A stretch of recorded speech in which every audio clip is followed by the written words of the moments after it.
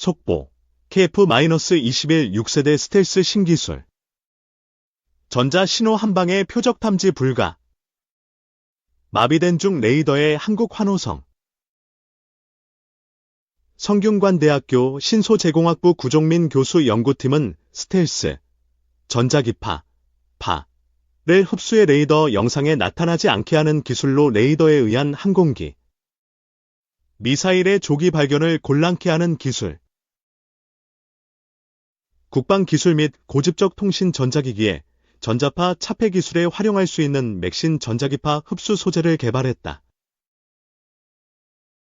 전자기파의 흡수 소재 개발은 레이더 탐지를 무력화하는 스텔스 기술 및 통신 전자기기에서 발생하는 유해, 전자파 차단 제거를 위해 꼭 필요한 기술로 많은 주목을 받고 있다. 현재 국내 스텔스 전투기 도료 기술은 많은 부분을 해외에 의존하고 있어 이에 관한 연구와 개발이 필요하며 고집적 전자장치용 전자파 흡수 소재 개발을 위해서는 가볍고 야르면서 코팅 가공성이 우수한 소재 기술 개발이 필요하다. 이에 성균관대 구종민 교수 연구팀은 맥신 2차원 나노 소재와 집 나노 소재의 자기조립 구조체를 이용하여 효율적인 스텔스 성능과 전자파 흡수 특성을 가지는 소재를 개발하였다. 맥신 소재는 Ti, 티타늄, V, 바나듐, 에모, 몰리브덴 등과 같은 전이금속과 질소 또는 산소 원소, X를 포함하는 전이금속 탄화물 또는 질화물, Mn+1xn, N1,4, 2차원 소재로 전기전도성이 매우 우수한 특성을 가진다. 또한 다량의 표면작용기가 존재하여 표면, 음전화 특성을 보이는 나노 소재이다. 반면 집 나노 소재는 Co2+와 같은 금속 양이온과 이 메실리미데조라 같은 유기분자 음이온으로 형성된 3차원 나노 소재이다. 연구팀은 유기분자 구조를 조절하여 표면양 전하를 띠는 집 나노 소재를 제조하였다. 연구팀은 맥신의 표면 음전화 특성과 ZF 나노 입자의 표면 양전화 특성을 이용해 정전 기척 인력에 의한 자기조립 하이브리드 나노구조 소재를 제작하였다. 이 소재는 각 나노 소재에 상반된 양전화, 표면 전화 특성에 의해 이종 계면에서 매우 강한 내부 전기장이 형성된다. 이 내부 전기장이 강한 유전 손실을 유도하여 X밴드 8에서 12GHz, 주파수 영역에서 2.5mm 두께의 스텔스 성능, 반사 손실 RL을 보여주었고 47.5dB, 유효 밴드 범위가 6.3GHz인 우수한 전자파, 흡수 성질 및 스텔스 성능을 가진다는 것을 밝혔다. 연구팀은 개발된 맥신 나노 소재가 저주파인 라디오파에서부터 X밴드, 테라헤르츠, 적외선에 이르는 광범위한 주파수 영역에서 우수한 전자기파 차폐 및 흡수 성능을 가지는 소재임을 확인하였다. 이를 활용하면 스텔스 응용뿐 아니라 통신 전자소자용 차폐 소재, 적외선 스텔스, 적외선 위조 방지 등 다양한 기술로 활용 가능하다. 성균관대 구종민 교수는 맥신 소재는 향후 국내 KF-21 스텔스 전투기 제작 사업에서 스텔스 소재로 활용할 수 있으며 그 외에도 최첨단 고집적 전자소재 그리고 전기자동차의 유해 전자파 흡수 소재로도 활용할 수 있을 것이라고 설명했다. 대세 내렌지선. 수요 계속된다. 중국과 경쟁은 불가피. 액화천연가스를 연료로 하는 추진선과 이를 수송하는 데 필요한 운반선, 벙커링선 등 다양한 선박의 수요가 급증하고 있다. 업계는 최근 중국이 기술력을 끌어올리며 추격의 속도를 더하고 있어 향후 한중, 조선사 간 수주 경쟁이 치열해질 것으로 전망한다. 8일 업계에 따르면 해상 위저탄소 탈탄소 요구가 거세지면서 올 한 해 LNG 관련 선박의 수요가 지속적으로 증가하고 있다. 특히나 대세가 될 것으로 전망됐던 메탄올보다 경제적이고 효율적이라고 평가받는 렌즈 관련 선박 수요 증가가 가파른 상황이다. 한국LNG 벙커링 산업협회가 지난 5일 발간한 보고서에 따르면 올 11월까지 전 세계 렌즈 추진선 발주는 총 264척으로 메탄올 추진선 103척의 약 2.5배 수준이다.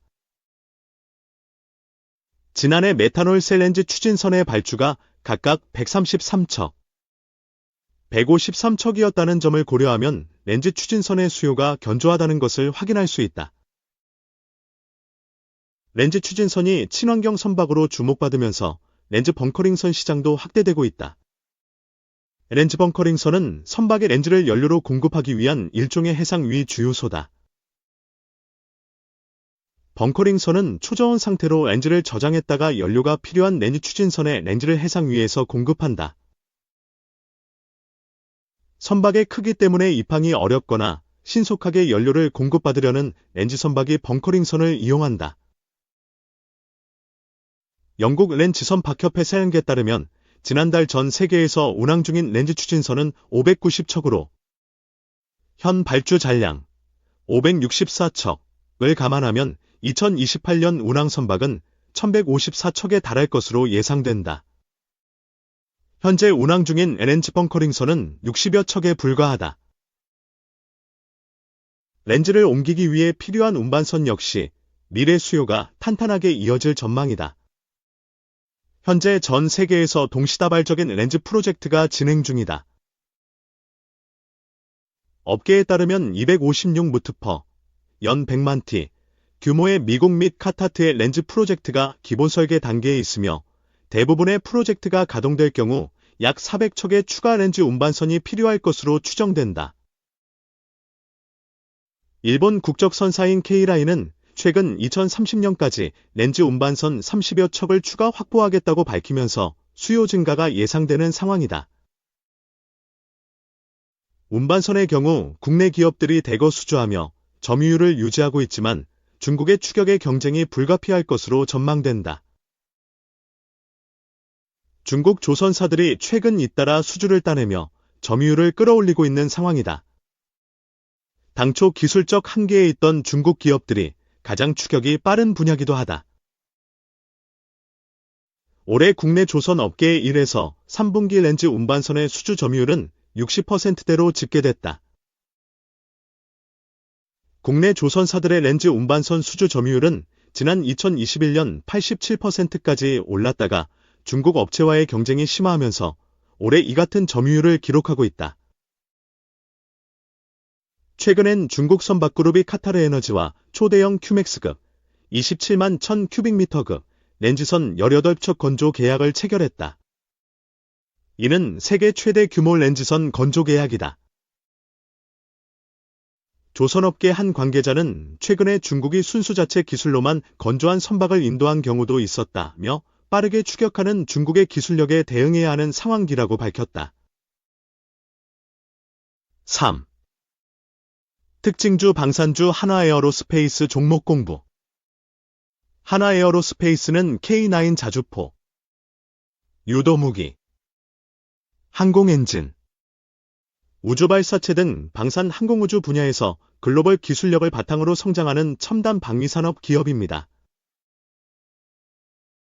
트럼프 취임 후 자주국방에 대한 이슈가 있으면서 주가 상승에 더 큰 힘을 받고 있습니다. 한화에어로스페이스의 기업 현황 2024.11.15 기준 현재 주가 40만 7천원 시가총액 18조 5,515억 원 외국인 보유율 43.35%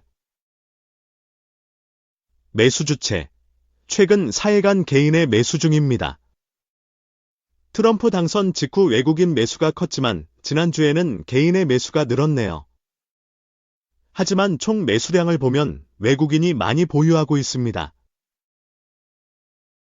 한화에어로스페이스 핵심 사업 영역 1. 방산 부문 한화에어로스페이스의 가장 큰 성장 동력은 방산 사업입니다. 주요 제품군은 다음과 같습니다. 지상 무기 시스템 K9 자주포 전 세계 9개국에서 운용 중이며 자주포 시장 점유율 50% 이상 차지. K-21 보병 전투 차량. 바라쿠다 장갑차 등 다양한 장갑차 생산. 대공 및 유도무기 시스템, 비호복합. 천무다연장 로켓 시스템, 유도무기 및 탄약체계. 항공 및 엔진 부문, 가스터빈 엔진 및 부품 생산, 한국형 헬기 수리온 엔진 국산화, 민간 항공기 엔진 부품 글로벌 기업 공급. 3. 우주 및 미래 기술 분야, 한국형 발사체 누리호 관련 기술 개발. 위성 시스템 제작, 도심 항공 모빌리티 파워트레인 개발, 한화 에어로스페이스 성장 잠재력. 1. 글로벌 시장 확대. K9 자주포의 글로벌 시장 점유율 지속 확대. 현재 9개국. 향후 10개국 예상. 중동, 유럽 등 다양한 국제 방산 시장 공략.